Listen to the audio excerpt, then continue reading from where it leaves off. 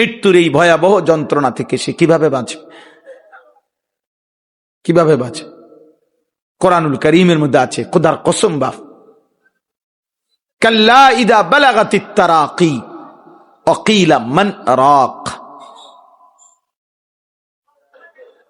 আল্লাহ তাআলা বলেন, মালাকুল মউত আজরাইল যখন রুহু কবজ করতে আসবে, নাফরমান পাপীর রুহুটা কলিজা থেকে টান দিয়া ছিঁড়ে ফেলবে। আর ফেরেশতা আজরাইল যখন ছিঁড়ে ফেলবে, প্রত্যেক নাফরমান পাপীর রুহু এই কণ্ঠনালীর কাছে এসে আটকায় যাবে, আর ভিতরেও যায় না, বাইরেও হয় না। আল্লাহ তাআলা বলেন, ওয়াকিলা মান রাক। আত্মীয় স্বজন আশপাশের সবাই বলবে, এখন তাকে চিকিৎসা করবে কে? সে যে ছটফট করতেছে, মাথা লাড়তেছে, এখন ঝাড়ফুঁক দিবে কে? আরে ডাকো, বিরাজ ডাকো, বৈদ্য ডাকো, কে আসো, তারে ডাকো না, তারে বাঁচাও। কিন্তু আল্লাহ বলেন, ওয়াজান্না আন্নাহুল ফিরাক। কিন্তু নাফরমান তো বুঝে ফেলছে আজ তাকে চলেই যেতে হবে। ওয়াজান্না আন্নাহুল ফিরাক ওয়ালতাফাতিস সাকু বিসাক। আল্লাহ তাআলা বলেন, ভয়ে, আতঙ্কে, কষ্টে এই নাফরমান তার দুইটা পাও, দুই পায়ের গোসা গোড়ালি একটা আরেকটার সাথে যেমন লাগিয়া রইছে, এতটুকু সাহস হবে না, শক্তি হবে না এই বেঈমান নাফরমান পাপীর যে পাওটা এক সুতা নাড়াবে। অসংখ্য অগণিত গুনার মধ্যে ডুবা ছিল, পাপের সাগরে ভাসছিল। আল্লাহর কালামের কোনো কথা, আল্লাহর কোনো কথা, সামান্য কোনো কথায় হয়তো কারো জিন্দিগি বদলায় গেছে, দিল বদলায় গেছে, জীবনটা পরিবর্তন হয়ে গেছে। এই জন্য ঝিনুক অনেক দিন বৃষ্টির এক ফোঁটার জন্য অপেক্ষায় থাকে। আল্লাহর কুদরতে হঠাৎ কোনো এক ফোঁটা ঝিনুকের মাঝে জমা হয়, তো নির্দিষ্ট এক ফোঁটা পানি পেলে এই এক ফোঁটা পানির জন্য ঝিনুক অনেক দিন অপেক্ষা করে। আল্লাহর কুদরতে নির্দিষ্ট ফোঁটা পানি যখন পড়ে, ঝিনুক বন্ধ হয়ে যায় এবং নির্দিষ্ট সময় পরে ওই ফোঁটা পানি থেকেই মণিমুক্তা তৈরি হয়। এই জন্য আল্লাহ তাআলার দয়ায় বান্দা অনেক সময় সামান্য কথায়, অল্প কথায় গুনাহ ছেড়ে দেয়, জিন্দিগি বদলায় ফেলে। এই জন্য আল্লাহর দয়ায় কোরআনুল কারীমে আল্লাহ তাআলা বারবার এটা বলছেন যে আমার কথা মনোযোগ দিয়ে শোনো, ফাসতামি' লিমা ইউহা। আল্লাহ মুসা নবীকে বলছে, বন্ধু মুসা, আপনাকে আমি এখন যেই ওহী নাজিল করছি মুসা, সেটা তুমি মনোযোগ দিয়ে শোনো। কোরআনুল কারীমে আল্লাহ তাআলা বলছে, ওয়া ইযা কুরিআল কুরআনু ফাসতামিউ লাহু ওয়া আনসিতু। আমার বান্দা, যখনই তোমার সামনে কোরআন পড়া হয় তুমি তা মনোযোগ দিয়ে শোনো এবং চুপ থাকো। আল্লাহ বলেন, লাআল্লাকুম তুরহামুন। শ্রোতা আসছে এখন, তাহলে অবশ্যই তোমার উপরে রহমত বর্ষিত হবে। এই যে আল্লাহ বলছে, তুমি চুপ থাকলে, তুমি মনোযোগ দিয়ে শুনলে, আমি আল্লাহ তোমার উপরে রহমত বর্ষণ করব। আর তাফসিরের মধ্যে আছে রহমত বর্ষণ মানে কি?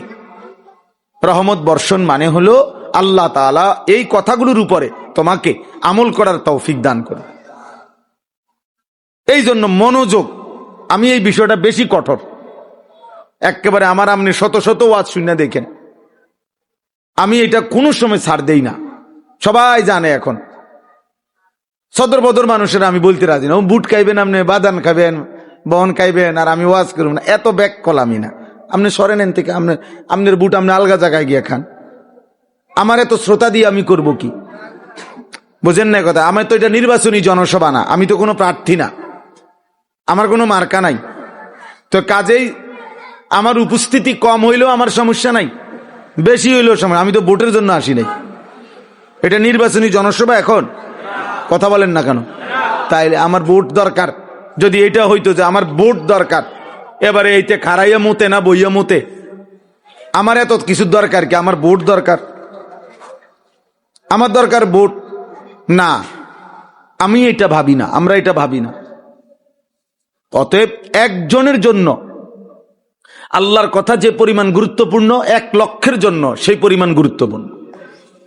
হোক একজন, সমান গুরুত্ব, সমান গুরুত্ব। উল্টা গ্লাসে 1000 বছর পানি ঢাললো সেই গ্লাস কোনোদিন পূর্ণ হবে না।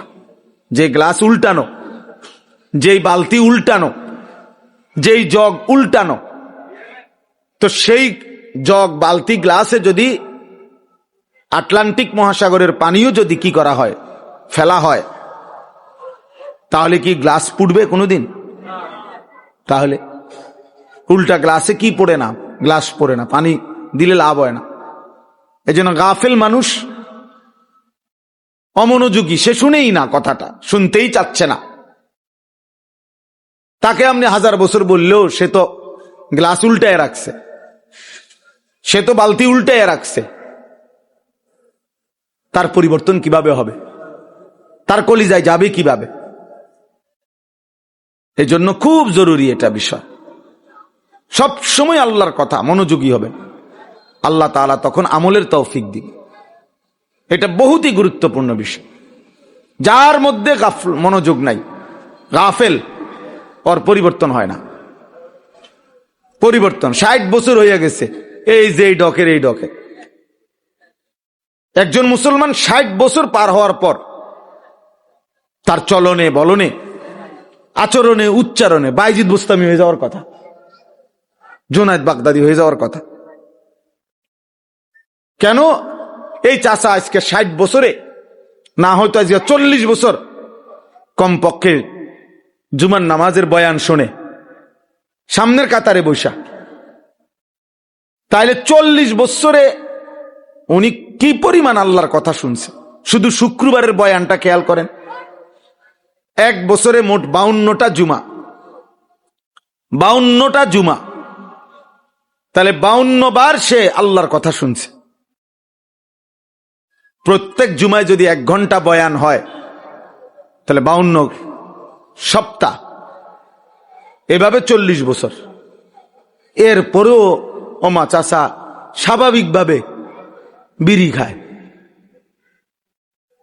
সিগারেট খায়, আগের মতোই চা দোকানে প্রত্যেক দিন টেলিভিশন দেখে, নাচ গান দেখে, নাটক সিনেমা দেখে, নর্তকীর ছবি দেখে। তাহলে এটা কি ধরনের বুড়া বলেন? এই বুড়ারে কি ধরনের বুড়া হইল এটা? এখনো প্রত্যেক দিন 60 বছর হয়ে গেছে, কথা কইলে গালি দেয়, আক করলে গালি ছাড়া কথা কইতে পারে না। এরম অসভ্য মানুষ 60 বছরও যার আখলাক বদলায় নাই, এটা কি ধরনের মানুষ বলেন? এখনো সুদ লয়, এখনো কিস্তি নেয়, তাহলে সে গুনাহ ছাড়বে কখন? উনি বুঝবে কখন? ওই চাচা বুঝবে কখন? বুঝা গেল এই 60 বছর ধরে গাফেল, কোনদিনও মূলত আল্লাহর কথা দিল দিয়া শোনে নাই, এটারে কোনো পাত্তাই দেয় না, এটা কোনো বিষয়ই মনে করে। ওনার ফুট বিদেশ, উনি কিন্তু এই সমস্ত হুজুরের চিন্তা করে ওনার 3 ফুট বিদেশ, ওনার বাইত আল্লাহর রহমতে বিল্ডিং হয়ে গেছে, 3 বেলা খানা ঠিক আছে, এর অতিরিক্ত আবার নাস্তা, আবার চা দোয়ানে বুট পেঁয়াজ আলু চপ, আবার রাত্রে বিরাতে সকাল দুপুর আপেল মালটা। তাহলে আল্লাহর রহমতে খানা সুন্দর, ঘুমও যায় আরামে, জি ফুত নাই নাতকুর যার মতো চলতেছে। কেউ আল্লাহ চিনুক বা না চিনুক, কেউ নামাজ পড়ুক বা না পড়ুক, পর্দা করুক বা না করুক, কেউ ফজরের নামাজ পড়ুক না পড়ুক, চাচায় মাতেও না লড়েও না, হেবটার খানা, ওটা তো আপেল মালটা আনা দরকার। বুঝেন না কথাটা? এখন পুত্রের বউর যে চরিত্র নাই, মেয়ে যে ফজরের নামাজ পড়ে না, ছেলে যে ফজরের নামাজ পড়ে না, ঘরের কেউ যে আল্লাহর কোরআন পড়তে জানে না, এটা তো ওনার দরকার নাই। ওনার দরকার হলো ভাত তরকারি, তো এটার তো আলহামদুলিল্লাহ ব্যবস্থা আছে, কাজে উনি খুশি। এটা গাফেল মানুষের কাজ, এটা ফালতু মানুষের পরিচয়। এটা গাফেল লোকের পরিচয়। উনি মনে করছে আর কোনোদিন উনি মরবে না, উনি মনে করছে আর কোনোদিন কবরে যাবে না, আর কোনোদিন যাবেন না। বাপ, বিষয়টা এটা না। সুখের দুনিয়াও শেষ হয়ে যায়, দুঃখের দুনিয়াও শেষ হয়ে যায়। 3 বেলা যার খানা ঠিক মতো থাকে তারও মৃত্যু হয়ে যায়, আর ঠিক মতো খানা যে পায় নাই সেও একদিন মরে যায়। বাসর রাতও ভোর হয়, ফাঁসির রাতও ভোর হয়, কোন রাতই থেমে থাকে না। মৃত্যু এসেই যায়, মৃত্যুর যন্ত্রণা সত্য সত্য শুরু হয়েছে। আজকে সকালবেলা আমি একটা কিতাব পড়ছি, আরবি কিতাব। আরব বিশ্বের একজন বিখ্যাত বর্তমান সময়ের সারা পৃথিবী আলোড়ন সৃষ্টিকারী যে কয়েকজন আরব দেশের আলেম লেখক, এর মধ্যে উনি একজন, ডক্টর আইজ আল কারনি। ওনার একটা বই ওয়াজাআত সাকরাতুল মাউতি বিল হক, এই বইটার নাম। কোরআনুল কারীমের একটা আয়াত এটা। আল্লাহ তাআলা বলছে, নিশ্চিত সত্য যে সত্য সত্যই বান্দা মনে রেখো, মৃত্যুর যন্ত্রণা এসেই যাবে, শুরু হয়েই যাবে। যালিকা মা কুনতা মিনহু তাহিদ, আর এই মৃত্যু থেকেই তুমি প্রতিনিয়ত বাঁচতে চেয়েছিলে, পলায়ন করেছিলে, কিন্তু সেই মৃত্যু সত্য সত্য এসেই গেল। তোমার দাদাও মরতে চায় নাই, কিন্তু মরেই গেল। তোমার বাপও কোনোদিন মরতে চায় নাই, কিন্তু তিনি মারাই গেছেন। তোমার দাদার বাপও মরতে চায় নাই, তিনি মারাই গেছেন। তোমার ফ্যামিলির যে মানুষগুলো কবরে, এরা কেউই মরতে চায়নি, তাদেরও শেষ পর্যন্ত চিকিৎসা করা হয়েছে, চেষ্টা করা হয়েছে। হোমিও, অ্যালোপ্যাথিক, আয়ুর্বেদিক, কবিরাজি, দেশে বিদেশে বহু জায়গায় চিকিৎসা হয়েছে, কিন্তু মৃত্যু একদিন এসেই গেছে। মৃত্যুর যন্ত্রণা একদিন শুরু হয়েই গেছে। এই বিষয়টার উপরে উনি এই কিতাবটা লিখছেন। এত আজীব কথা, এমন আশ্চর্য ভাবে লিখছেন, মহব্বতে, পাগল করা কথা, পাগল করা মানে হৃদয় অস্থির করে ফেলার মতো। আমি সেই সকালে একবার এটা পড়ছি, কতক্ষণ। আজকে আবার আমার গাড়ি আসছে, রেডি হইতেছে বাসায়, আসরের পরে বিবি আমারে চা দিতেছে, এই সময় আমি আরেকবার পড়ছি। আবার গাড়ি দুইটা এখানে গাড়ি থামা পর্যন্ত এই কিতাবটাই পড়তেছি। কি কইল উনি, কি লিখল, আর ঠিক ওই আয়াতটাই এখন আপনাদের সামনে পড়ছি। এই যে আয়াত বইয়ের নামটা, সেইটাই আপনাদের সামনে আমি তেলাওয়াত করেছি। এজন্য দোস্ত, জওয়ান কিংবা বৃদ্ধ ছেলেরা, তোমাদেরকেও বলি, তালেবে ইলম তোমাদেরকেও বলি, আমাকেও বলি, এক চিরন্তন বাস্তবতা, এক অনিবার্য সত্য, এক চূড়ান্ত সত্যের নাম মৃত্যু। মৃত্যু, যা থেকে পলায়ন করতে, বেঁচে থাকতে সবাই চেয়েছে, কিন্তু কেউ পারে নাই, কেউ পারে নাই। প্রতিটা হাসি, প্রতিটা কান্না, প্রতিটা দুঃখ যন্ত্রণা শেষ পর্যন্ত থামায় দিছে মৃত্যু। ওই কিতাবের মধ্যে একটা আশ্চর্য কথা আছে, সবগুলোই আশ্চর্য। ওই কিতাবে একজন বিশ্ববিখ্যাত ইসলামের ইতিহাসের খলিফা ছিলেন ওমর ইবনে আব্দুল আজিজ রাহমাতুল্লাহ আলাইহি। জগৎ বিখ্যাত ইসলামের ইতিহাসে আল্লাহর নবী সাল্লাল্লাহু আলাইহি সাল্লামের 4 খলিফা, আবু বকর, ওমর, উসমান, আলী রিদওয়ানুল্লাহি আলাইহিম আজমাইনের পরে, 4 খলিফার পরে পৃথিবীতে সবচেয়ে বেশি সফল, মুত্তাকি, জনপ্রিয়, পরিচিত, আল্লাহ ভীরু যেই খলিফা ছিলেন, মুসলিম বাদশাহ, উনি হলেন এই ওমর ইবনে আব্দুল আজিজ। ওনাকে ইসলামের পঞ্চম খলিফা বলা হয়। এলেমে, আমলে, তাকওয়ায়, ফরহেজগারিতে, সর্বগুণে উনি ছিলেন একজন অনন্য, হিম্মতে, সাহসে, সব দিকে ওনার জীবনী অনেক সুন্দর। ওনার রাত দিন, খেলাফতের পূর্বে যখন খলিফা ছিলেন তখন সব সময় উনি শতভাগ তাকওয়ার উপরে ছিলেন, আল্লাহ ভীতির উপরে ছিলেন। তো ওই কিতাবে লিখছে উনি মাঝে মাঝে কবরস্থানে যাইতেন, আর কবরের দিকে তাকাইয়া তো মৃত্যুকে স্মরণ করতেন আর বলতেন ইয়া মাউতু। শোনেন মনোযোগ দিয়ে, উনি বলতেন ইয়া মাউতু মাযা ফাআলতা বিল আহিব্বা, হে মৃত্যু, হায় তুমি আমার আপনজনদের সাথে কি করলা। মাযা ফাআলতা বিল আহিব্বা, আমার ভালোবাসার প্রিয় মানুষগুলোর সাথে কি করলা তুমি, সবগুলো মানুষকে আমার থেকে নিয়ে গেলা। আইনাল আহবাব, আমার বন্ধুরা কোথায়, আমার সাথীরা কোথায়। এই নিজে নিজে বলতেন আমার ভালোবাসার মানুষগুলো কই। আমার আব্বা আমারে, আমার মনে আছে হোটেলে বৈশা চামচ দিয়া দিয়ে ওই বুরিন্দা যে ছোট ছোট এগুলো খাওয়াইছে, কত কি পরিমাণ ভালোবাসতেন আমার বাপ। তো আমার আব্বা এখন কবরে।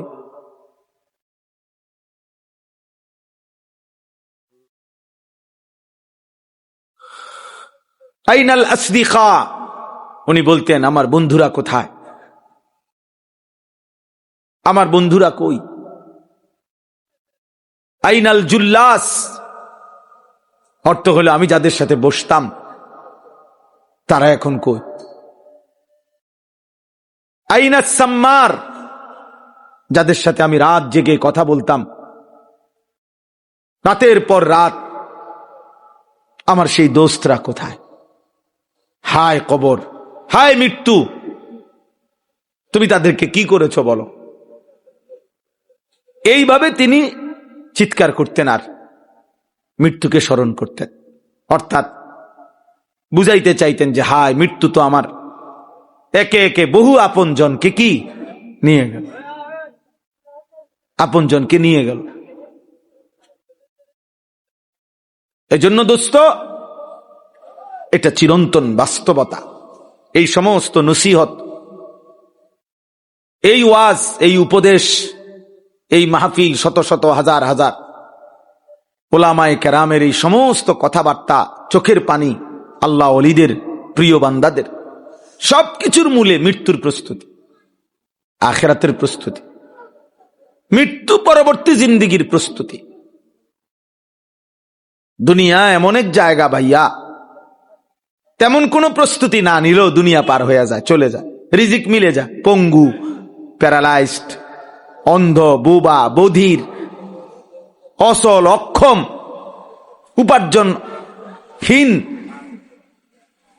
সকলেই কোনো না কোনো ভাবে রিজিক মিলে যায়, রিজিক মিলে যায়।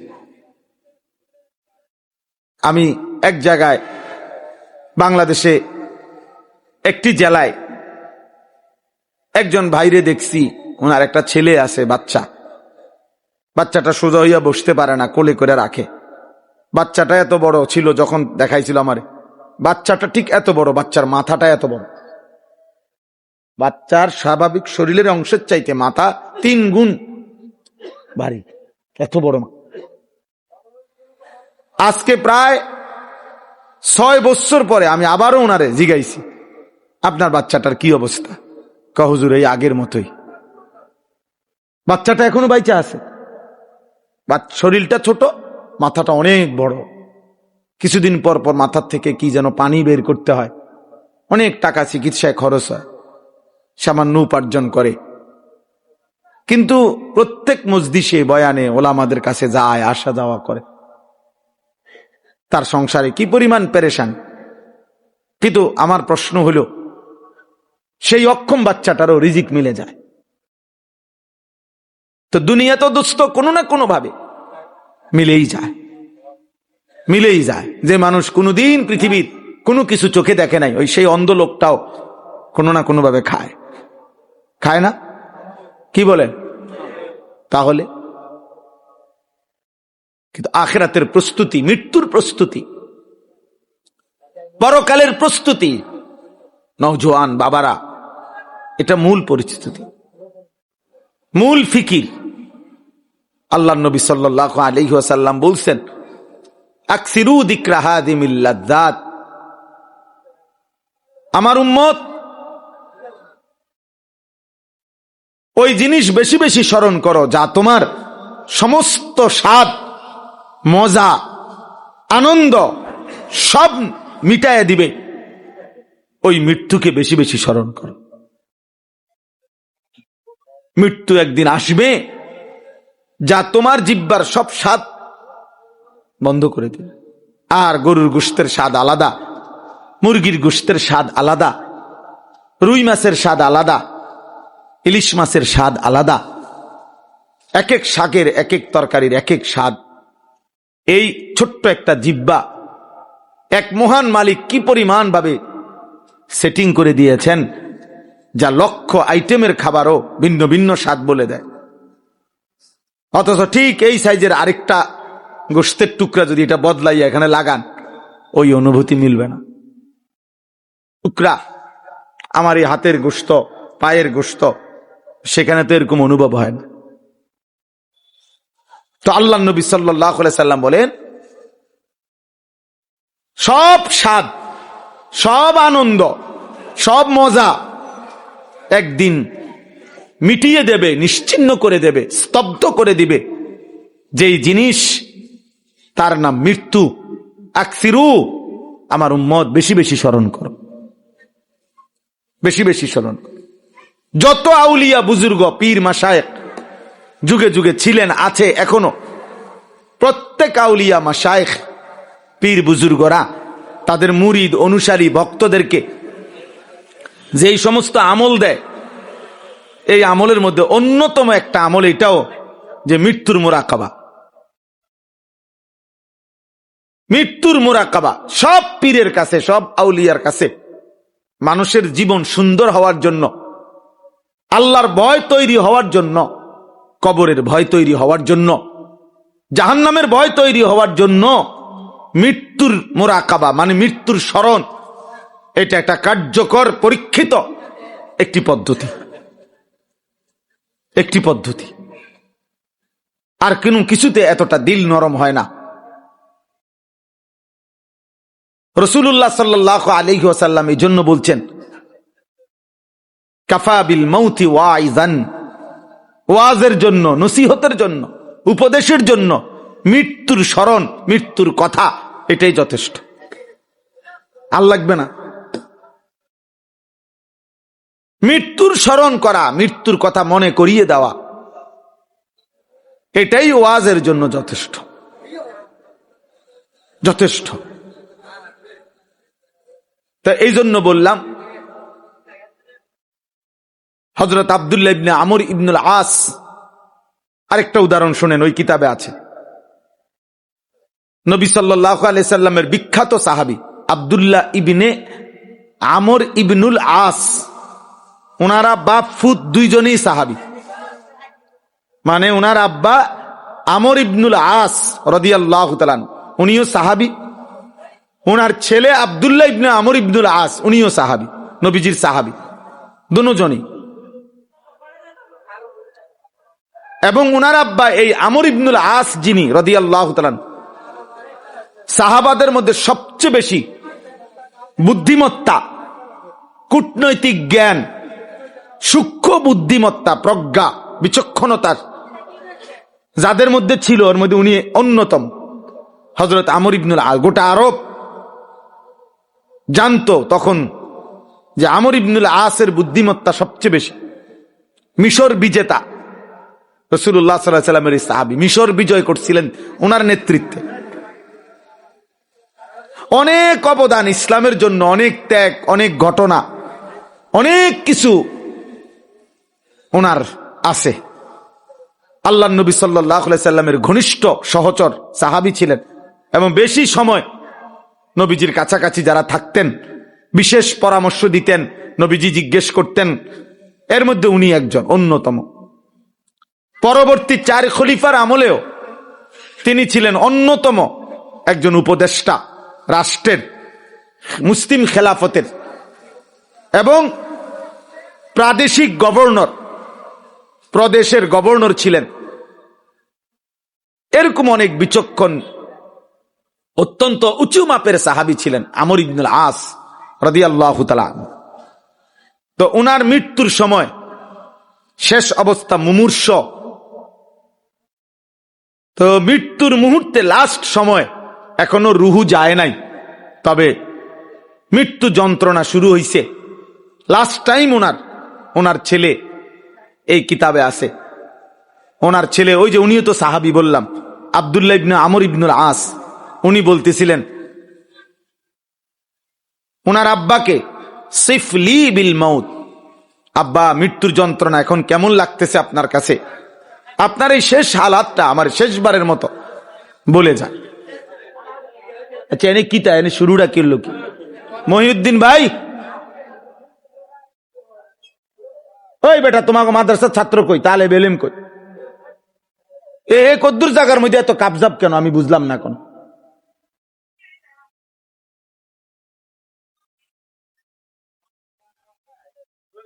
আশ্চর্য কথা, তো এখানে তো এটা তো কোনো স্টেশন না, এটা বিজরা বাজার এনেনি, বিজরা বাজার তো হেনে না। হযরত আব্দুল্লাহ ইবনে আমর ইবনুল আস বলতেছেন, আব্বা এই শেষ মুহূর্তে মৃত্যুর অবস্থা, যন্ত্রণা, সাকারাতুল মউত, আরবিতে কোরআনের ভাষায় মৃত্যু যন্ত্রণাকে বলে সাকরাতুল মউত, এইটাই আছে এই আয়াত, আমি শোনাবো আপনাদেরকে। ওয়াজাআত সাকরাতুল মউত, এই শব্দটার নাম কি বলেন? সাকরাতুল মউত, মৃত্যুর যন্ত্রণা। প্রত্যেক মানুষের, একেবারে আল্লাহর সৃষ্টির সমস্ত ইনসানের মৃত্যু যন্ত্রণা হবে। একেবারে তিনি যদি সর্বশ্রেষ্ঠ আউলিয়া হয়, সাইয়্যিদুল আউলিয়া, সাকরাতুল মউত ওনারও হবে। আবার সবচেয়ে বড় পাপী ওনারও হবে। আমাদের প্রিয় নবী সাল্লাল্লাহু আলাইহি সাল্লাম ওনারও সাকরাতুল মউত, এই মৃত্যুর যন্ত্রণা হয়েছে। কিন্তু ওই যে বলে কারো কাছে ঝাল মজাদার, যদিও ঝাল খাইতেছে কিন্তু চোখ দিয়া পানি পড়ে, কিন্তু হে আরো খায়, তাহলে কিন্তু ঝাল তো লাগতেছে, ঠিক কথা বোঝেন নাই? ঝাল লাগতেছে এটা ঠিক, কিন্তু ভর্তাইটা এর কাছে এত মজা লাগতেছে যে চোখ দিয়া পানি পড়ে, কিন্তু হেঁটে এখনো খায়। এরকম আর কেউ তো ঝাল দেখেই না না না না ঝাল ঝাল ঝাল ঝাল, তার কাছেও ঝাল ঝালেই। আর যে খুব মজা করে খাচ্ছে পাচ্ছে, তার কাছেও কি লাগতেছে। তাহলে সাকরাতুল মউত, মৃত্যু যন্ত্রণা হবেই হবে। সাইয়্যিদুর রাসূল আমাদের নবী সাল্লাল্লাহু আলাইহি সাল্লামেরও সাকরাতুল মউত হয়েছে, বিশুদ্ধ হাদিস, একেবারে বুখারী থেকে সব হাদিসে আছে। তো ওনার আব্বা যখন এটা বললেন, উনি ওনার আব্বাকে, আব্বা আপনার এই মুহূর্তে শেষ অবস্থায় আপনার মৃত্যুর হালাত কেমন হচ্ছে, এই তখন তিনি বলছেন, আশ্চর্য উদাহরণ দিছে, ইয়া বুনাইয়া, হে আমার প্রিয় সন্তান, কাআন্না জিবালাদ দুনিয়া আলা সাদরি ওয়া ইন্নী আতানাফাসু মিন সাকবিল ইবরা। উনি বলতেছেন, হে আমার প্রিয় সন্তান, আমার মনে হচ্ছে বাবা, এই গোটা পৃথিবীতে দুনিয়াতে যত পাহাড় আছে, আল্লাহর সৃষ্টির যত পাহাড়, সবগুলো পাহাড় যেন একসাথে আমার বুকে চাপ দিয়ে রাখছে। কাআন্না জিবালাদ দুনিয়া আলা সাদরি, যেন দুনিয়ার সব পাহাড় আমার বুকে চাপ দিয়ে ফেলছে, চাপ দিয়ে ফেলছে। আর শুনেন, এরপরে তিনি বললেন, হে প্রিয় সন্তান, এই অবস্থায় আমি যেন ওয়া ইন্নী আতানাফাসু মিন সাকবিল ইবরা, একটা সুইয়ের ছিদ্র সুইয়ের ছিদ্র পর্যন্ত না, সুইয়ের ছিদ্র কেন এত বড়? তাহলে একটি সুইয়ের ছিদ্র দিয়ে যেতটুকু জায়গা, আমি যেন এই এতটুকু জায়গায় নিঃশ্বাস নিতেছি। পৃথিবীর সবগুলো পাহাড় যেন আমার বুকে চাপ দিয়া রাখছে, আর আমি যেন নিঃশ্বাস নিতেছি সুইয়ের ছিদ্র দিয়া। একদ্দুর হায়, উদাহরণ দিছে কেমন! অথচ তিনি জগৎ বিখ্যাত সাহাবী, জগৎ বিখ্যাত সাহাবী তিনি। এজন্য বাপ, এইমাত্র যেটা বললাম, আল্লাহ নবী সাল্লাল্লাহু আলাইহি সাল্লাম তিনি পরিষ্কার হাদিসে আছে, নবী সাল্লাল্লাহু আলাইহি সাল্লামেরও মৃত্যুর পূর্ব মুহূর্তে আল্লাহ নবীর যখন এই সাকরাতুল মাউত, মৃত্যু যন্ত্রণা শুরু হয়েছে, নবী সাল্লাল্লাহু আলাইহি সাল্লামের চেহারা মোবারক, কপাল মোবারক ঘামে ভিজে গেছে। আল্লাহ নবী সাল্লাল্লাহু আলাইহি সাল্লামের পাশে ছোট্ট পাত্রে আম্মা জান আয়েশা রাদিয়াল্লাহু তাআলা আনহা, নবীজির বিবি, এক পাত্র ছোট্ট, মনে করেন একটা বাটিতে পানি দিছেন। নবী সাল্লাল্লাহু আলাইহি সাল্লাম বারবার নিজের হাত মোবারক আঙ্গুল ভিজাইতেছিলেন পাত্রে, আর চেহারা মোবারক মুছতেছিলেন, এই ঘাম মুছতেছিলেন ওই পানি দিয়ে দিয়া। আর নবীজি তখন পড়তেছিলেন, আল্লাহুম্মা আইন্নী আলা সাকারাতিল মাউত, আয় মাওলা, আপনার এই বন্ধুর মৃত্যু যন্ত্রণার এই মুহূর্তে আমারে আপনি সাহায্য করেন, সাহায্য করেন। আল্লাহুম্মা হাవ్বিন আলাইয়া সাকারাতিল মাউত, এরপরে শব্দ বলছে এটা, আয় আল্লাহ, আপনার বন্ধুর মৃত্যু যন্ত্রণা সহজ করে দেন। সহজ তো অবশ্যই, তিনি বন্ধু, তিনি মাহবুব, তিনি হাবিব। তাহলে ধারণা করলেই তো বুঝবে যে পৃথিবীর সবচেয়ে সহজ, সবচেয়ে হালকা যন্ত্রণাই তো হবে বন্ধুরটা। কথা বোঝেন নাই? নবী সাল্লাল্লাহু আলাইহি সাল্লামের মৃত্যু যন্ত্রণাটাই তো হবে সবচেয়ে সহজ, সবচেয়ে হালকা। এটাই তো যুক্তির কথা, স্বাভাবিক কথা। সেটার অবস্থায় যদি বন্ধুর এই অবস্থা হয়, এরপরে হাদিসে আছে, এরপরে শব্দ নবীজি বলতেছিলেন, লা ইলাহা ইল্লাল্লাহ ইন্না লিল মাউতে সাকারাত, আল্লাহ আপনি ছাড়া আর কোনো ইলাহ নাই, হায় মৃত্যুর যন্ত্রণা বড় কঠিন। নবীজি বলতে, ইন্না লিল মাউতে সাকারাত, মৃত্যু যন্ত্রণা বড় কঠিন, বড় কঠিন।